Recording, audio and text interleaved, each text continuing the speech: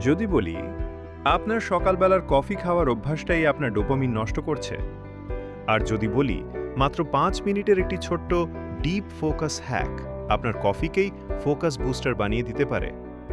Video শুরু করার আগে দয়া করে আমার চ্যানেল ডেইলি ফিট স্পার্কে সাবস্ক্রাইব করুন। এতে আপনার কিছু যায় আসে না, কিন্তু আমার জন্য এটা বিশাল প্রেরণা। কয়েক মাস আগে আমারও একই অবস্থা ছিল। দিনে 2 থেকে 3 কাপ কফি খাচ্ছিলাম, তবুও মনোযোগ শূন্য, ফোকাস নাই, এনার্জি নাই। তারপর জানলাম আসল সত্যি, কফি আপনাকে চালায় না, ডোপামিন চালায়। আর ভুল সময়ে কফি খেলে কফি ডোপামিন ব্লক করে দেয়। এবার আসুন মূল হ্যাকে। ধাপ 1, ঘুম থেকে ওঠার পর 90 মিনিট কফি নয়, কারণ এই সময় কর্টিসল স্বাভাবিকভাবেই বেশি থাকে। তখন কফি খেলেই ডোপামিন 20 থেকে 30% কমে যায়। জিটারিং শুরু, দুপুরের মধ্যে ফোকাস ভেঙে পড়ে। 90 মিনিট দেরি করলে কর্টিসল ও ডোপামিন দুইটাই স্টেবল থাকে। ধাপ 2, কফির সাথে এল-থিয়ানি, অপশনাল কিন্তু শক্তিশালী। এটি দেয় কালম ফোকাস। কফি ইকাল্টো সতর্কতা, থিয়ানিন ইকাল্টো স্থির ফোকাস। সেরা ratio 100 mg caffeine, 200 mg L-theanine.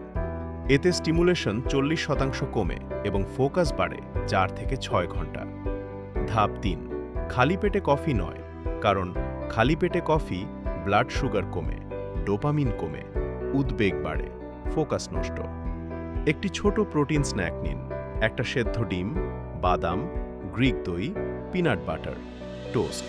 মাত্র 100 থেকে 150 ক্যালোরি যথেষ্ট। ধাপ 4, ডিপ ফোকাস কফি উইন্ডো। যদি সত্যি গভীর ফোকাস চান, ঘুম থেকে ওঠার 90 মিনিট পর কফি। তার আগে ছোট প্রোটিন স্ন্যাক, 20 মিনিটের মধ্যে সবচেয়ে গুরুত্বপূর্ণ কাজ শুরু।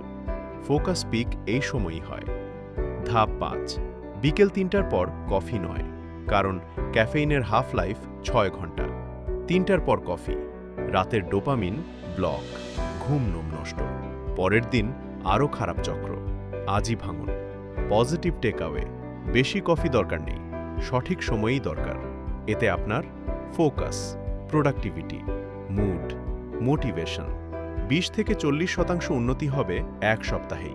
পরের ভিডিওতে আসছে the 3 non negotiable morning boundaries high performing মানুষের জন্য।